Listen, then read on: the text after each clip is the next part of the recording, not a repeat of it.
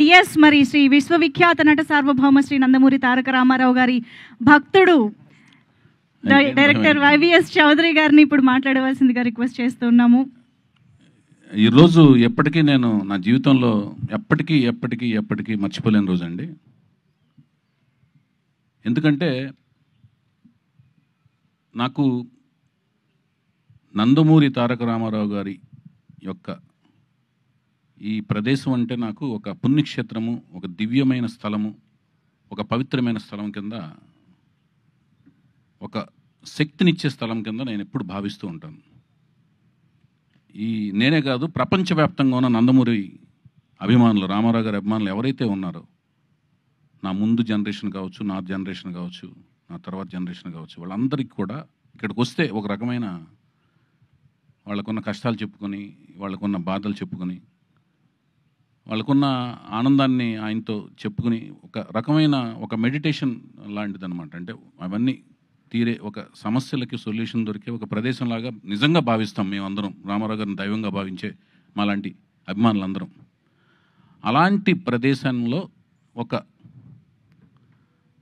NT Ramarao గారు, నేను ఎప్పుడు జోహార్ జోహార్ అనేది నా నోట్లోంచి రాదు. ఆయన మనలో ఉన్నారు, మాతో ఉన్నారు. మరణం లేని జననం, రామకృష్ణ గారు చెప్పినట్లుగా, మేమందరం భావిస్తున్నట్లుగా ఆయన ఎప్పుడు మనతో ఉన్నారు. తెలుగు జాతి ఉన్నంత వరకు ప్రతి వ్యక్తిలోనూ ఉంటారు, చరిత్రలో ఉన్నారు. రాయబోయే చరిత్ర ప్రతి చరిత్రలోని, ప్రతి పేజీలోనూ, ప్రతి పంక్తిలోనూ ఉంటారు ఆయన. సో మేము ఎప్పుడు అలాంటి ఒక ప్రదేశంలో ఆయన 4వ తరానికి చెందిన, మళ్ళీ ఆయన పేరుతో 3 అక్షరాలతో, ఆ పవర్ఫుల్ 3 అక్షరాలతో ఆయన మనవడు తాతయ్య గారి పేరుని, ఎంతో ప్రేమ, అనురాగం, ఆప్యాయతలతో పెట్టుకున్న ఆ పేరుని పెట్టుకోవడం అంటే అది ఈజీ కాదు. ఆ పేరును పెట్టుకున్న వ్యక్తి, పెట్టుకోవడం అంటే మళ్ళీ అది ఫైన్ ఆర్ట్స్లోనే రాణించాలి. చాలామంది పెట్టుకుంటారు పేర్లు, మళ్ళీ ఫైన్ ఆర్ట్స్లో రాణించాలి. ఆయన ఏ ఫైన్ ఆర్ట్స్లో అయితే రాణించారో ఆ ఫైన్ ఆర్ట్స్లో రాణించాలి. పుట్టినప్పుడు పెట్టుకుంటాం, పెరిగి పెద్ద అయిన తర్వాత ఆ ఫైన్ ఆర్ట్స్ ఆయనలో కనపడాలి. అలా కనపడిన ఆ అబ్బాయి నా కళ్ళల్లో పడతాం. ఆ కళ్ళల్లో కనపడిన అబ్బాయి యొక్క లాంచింగ్ ముహూర్తం, షూటింగ్ ముహూర్తం ఈ ప్రదేశంలో జరగటం, నేను అనుకోవటం, అది జరగటం, అది కూడా ఆయన యొక్క, మా దైవం యొక్క కుమార్తెల చేతుల మీదుగా జరగటం అనేది ఒక అనిర్వచనీయమైన అనుభూతి, అద్వితీయమైన మరుపురాని ఒక ఘట్టం అన్నమాట. ఆయన ఏమైతే ఆలోచించి వాళ్ళ కుమార్తెలకి ఈశ్వరి అని శక్తి స్వరూపాలుగా పేర్లు పెట్టారో, ఆ శక్తి స్వరూపాలు అంటే నిన్న కాక మొన్న నేను వేసిన ఒక పాంప్లెట్, అంటే వీళ్ళు మా స్పెషల్ ఆస్పిషియస్ గెస్ట్స్, అతిథులు అని నేను ఏదైతే ఒక పాంప్లెట్ వేశానో, ఆస్పిషియస్ గెస్ట్స్ అని వేశానో, అక్కడ అది నేను చూసుకుంటే నాకే ఆశ్చర్యం వేసింది ఆ డిజైన్. అంటే ముగ్గురు అతిథులు, ముగ్గురు కుమార్తెలు. ఆ ముగ్గురు ఒక సైంటిస్టులు అనమాట, మహిళా సైంటిస్టులు ముగ్గురు. ఆ మెమోరియల్ ఎలా అనిపించిందంటే నాకు శ్రీహరికోటలో లాంచింగ్ ప్యాడ్ లాగా అనిపించింది. రాకెట్లను లాంచింగ్ చేసి ఒక లాంచింగ్ ప్యాడ్ లాగా అనిపించింది. ఆ లాంచింగ్ ప్యాడ్లోంచి ఒక రాకెట్ని, ఒక మిసైల్ని, ఒక స్టడ్ని స్టార్స్ కేటగిరీలోకి లాంచ్ అయిపోయే ఇందుకు వచ్చి సైంటిస్టులు ముగ్గురు పూనుకుని, ఒక మహిళా సైంటిస్టులు పూనుకుని లాంచ్ అయిపోతున్నారు అన్నట్టుగా నాకు డిజైన్ చేసిన తర్వాత అనిపించింది, డిజైన్ చేయించుకున్న తర్వాత అనిపించింది. ఆ మిసైల్ మరెవరో కాదు, ఆ స్టడ్ మరెవరో కాదు, ఫ్యూచర్లో ఆ స్టార్స్ కేటగిరీలోకి అద్భుతమైన రేంజ్లోకి వెళ్ళబోయే స్టార్ ఎన్టీఆర్, మా ఎన్టీఆర్ అని అనిపించింది. నాకు అది గర్వకారణంగా అనిపించింది. అది భవిష్యత్తులో జరగబోతుందని నాకు అనిపిస్తుంది, ఇన్స్టిట్యూషన్ అనిపిస్తుంది. ఇదంతా ఎందుకు అనిపిస్తుందంటే దానికి విశేషమైన కృషి, విశిష్టమైన కృషి, కావాల్సినంత కసి తనలో ఉన్నట్టుగా నాకు అనిపించింది. దానికి ఇదంతా ఎప్పుడు అనిపిస్తుంది అంటే ప్రాజెక్టుకి కావాల్సిన కృషి, పట్టుదలతో కసిగా మేము పనిచేయటం, చేయాలనేది మీరు చూసి రేపొద్దున మాకు ఇచ్చే రిసెప్షన్లోంచి ఆధారపడి ఉంటాయి. సో ముగ్గురు రామారావు గారి ముగ్గురు కుమార్తెలు, వాళ్ళ మనవడి మనవడి రూపంలో ఉన్న మళ్ళీ ఎన్టీఆర్ పేరుతో ఉన్న అబ్బాయిని, వాళ్ళ నాన్నగారి పేరుతో ఉన్న అబ్బాయిని, మనవడి రూపంలో ఉన్న అబ్బాయిని వాళ్ళ చేతుల మీదుగా వెండితెర ప్రపంచానికి ఆయన యొక్క మెమోరియల్ ప్లేస్లోంచి పరిచయం చేయటం అనే ఒక అపురూపమైన ఘట్టంలో, ఆయన వీరాభిమాని అయిన నేను దర్శకత్వం వహించే ఒక అపురూపమైన ఘట్టంలో నా భార్య సన్నిహితులు, స్నేహితులైన అమెరికా ఫ్రెండ్స్ రమేష్ అత్తిలి గారు నాయకత్వంలోని ఫ్రెండ్స్ అందరూ భాగస్వామ్యం అయ్యి, మళ్ళీ నా భార్య నిర్మాతగా వాళ్ళందరూ కలిసి ప్రొడ్యూస్ చేసే మహిళలందరూ కలిసి చేసే కార్యక్రమంలో భాగస్వామ్యం అవ్వటం అనేది ఒక గొప్ప మరుపురాని ఘట్టం. ఇందులో మన తెలుగు అమ్మాయిని హీరోయిన్గా పరిచయం చేసే ఒక కార్యక్రమం కలిసి రావటం కూడా, ఇదంతా కూడా నాకు ఒక అదృష్టం కింద భావిస్తున్నాను నేను. తను కూడా కూచిపూడి డాన్సరు, మంచి అమ్మాయి. సో ఈ కార్యక్రమం మళ్ళీ ఒక మరుపురాని ఘట్టం కింద ఫీల్ అవుతున్నాను. అలాగే ఈ ఘట్టంలో ఎప్పుడు అంటే మాకు హరికృష్ణ గారితో 3 సినిమాలు చేసిన పరిచయంలోనూ, అంతకుముందు అసిస్టెంట్ డైరెక్టర్గా చేసిన పరిచయాల్లో, ఆ కార్యక్రమాల్లో ఎప్పుడు కూడా మా లక్ష్మి గారిని పూజలు ఆవిడని ఎప్పుడు పూజలు చేస్తూ చూసాం, పూజల గురించి విన్నాం, పూజల గురించి మాట్లాడుతుండగా విన్నాం. పూజలు ఆవిడ వచ్చి పూజ చేస్తుండగా మాకు పూజా కార్యక్రమాలు నిర్వహిస్తుండగా ఈ షూటింగ్ ముహూర్తం అనేది స్టార్ట్ అవడం, పూజా కార్యక్రమాలు నిర్వహిస్తుండగా స్టార్ట్ అవడం అనేది గొప్ప శుభసూచకంగాను, అది అదృష్టం కింద భావించాం. అలాగే మా హరికృష్ణ గారి ఇంకొక రూపం కింద భావించి మేము మా సుహాసిని పాప, ఆవిడికి మా హరికృష్ణ గారు వాళ్ళ అమ్మమ్మ గారి పేరు పెట్టుకున్నారు, వెంకటరామమ్మ అని. మామూలుగా ఇంట్లో సుహాసిని పేరు పిలుచుకోవటం, సుహాసినిగా పేరు మార్చుకున్నారు.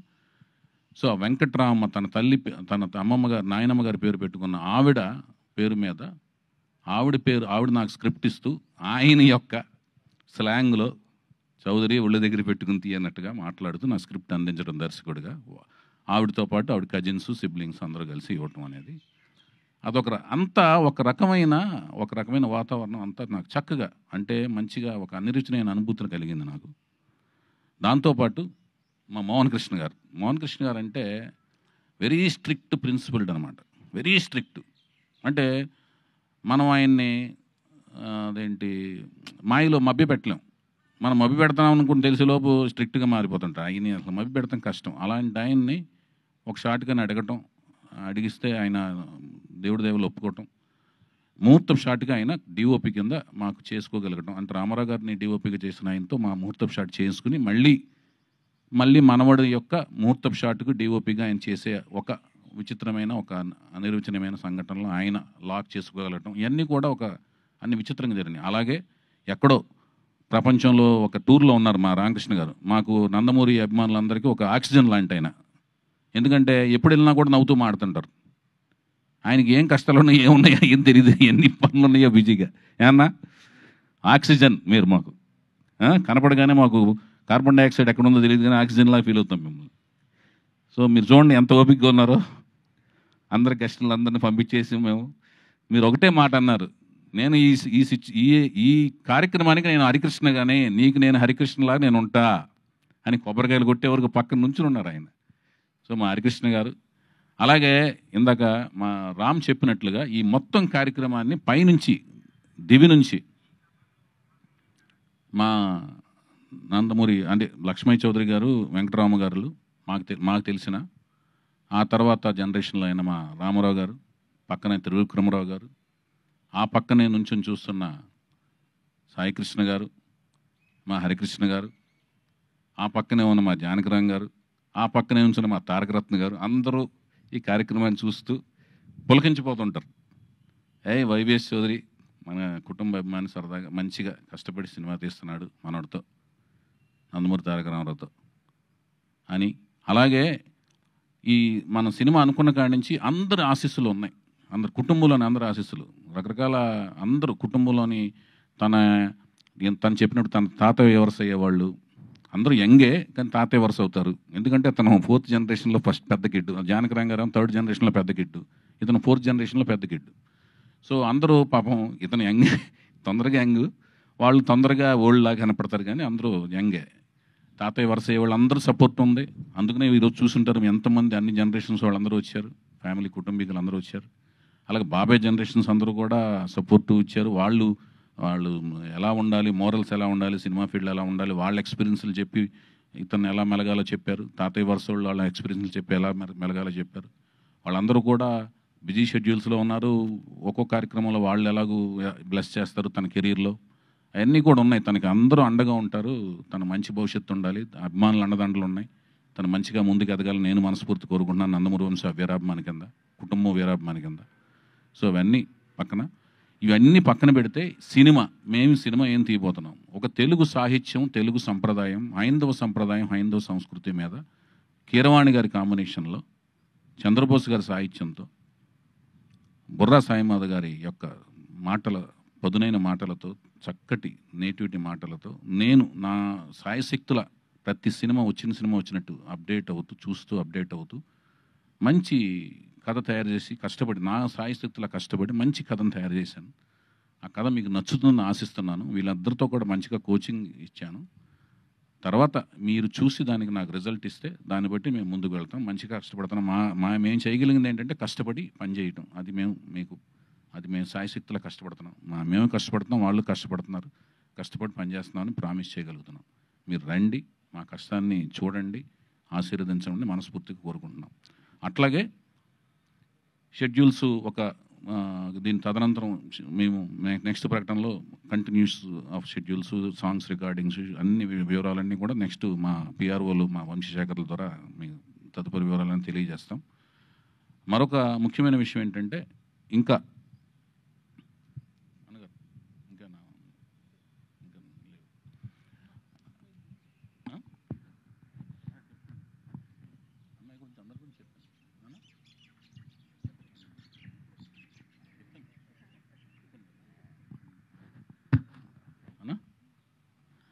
అది ఈ అందరూ రావటం అనేది ఇంకా అంత. అలాగే అతి ముఖ్యమైన విషయం ఏంటంటే, అలాగే మా పూజా కార్యక్రమంలో ముఖ్యమైన అంశం ఏంటంటే, వసుంధర గారు నాకు ద్వారా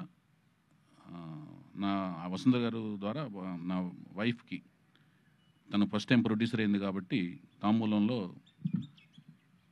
తను కలిసి రావాలని చెప్పి తను తాంబూలం చక్కగా స్వయంగా ఇచ్చి, వసుంధర గారు తనకి మంచి లక్ష్మీ సౌభాగ్యవతిగా డబ్బులు, మంచి లాభాలు రావాలి ప్రాజెక్టు ఫస్ట్ టైము కీర్తి ప్రతిష్టలు ఆల్రెడీ వస్తూ, దాని కీర్తి ప్రతిష్టలు వస్తే డబ్బులు కూడా వస్తాయని చెప్పి ఆవిడ దీవించి ఇవ్వడం అనేది తనకి మంచిగా రావాలని తను దీవించి ఇచ్చారు. అది కూడా మాకు మంచి చేస్తుందని మేము వసుంధర గారి ద్వారా అది కూడా మంచి ఆశీస్సులుగా మేము భావిస్తున్నాము. అలాగే ప్రతి ఒక్కరూ, అంటే కుటుంబంలోని ప్రతి ఒక్కరూ ఇలా పర్సనల్గా టైం తీసుకుని, పురంధేశ్వరి గారు కానీ, భువనేశ్వరి గారు కానీ, అందరూ ప్రతి ఒక్కరూ పేరున ప్రతి ఒక్కరూ అందరూ రావడం అనేది మాకు చాలా, అలాగే ఇప్పుడు ఇండస్ట్రీలోని అందరూ ప్రతి 24 క్రాఫ్ట్స్ వాళ్ళందరూ వచ్చి మమ్మల్ని బ్లెస్ చేయడం కూడా చాలా ఆనందంగా ఫీల్ అవుతున్నాం. అన్నిటికంటే ముఖ్యంగా పాత్రికేయ మిత్రులందరూ కూడా నాకు సోదరుల కింద లెక్క. ఎందుకంటే అందరూ నాకు బాగా ఫ్రెండ్స్. వాళ్ళందరూ కూడా మా ప్రాజెక్ట్ స్టార్ట్ చేసిన కాడి నుంచి మాతో వెన్నంటే ఉన్నారు. నన్ను సోదరులా భావిస్తూ మా సినిమా ప్రకటనలన్నింటినీ కూడా చక్కగా ముందుకు తీసుకెళ్తున్నారు. వాళ్ళందరికీ ధన్యవాదాలు తెలియజేసుకుంటూ, మీరు మాకు సహకరించండి అని మరొకసారి విన్నవించుకుంటూ, థ్యాంక్ యూ సో మచ్.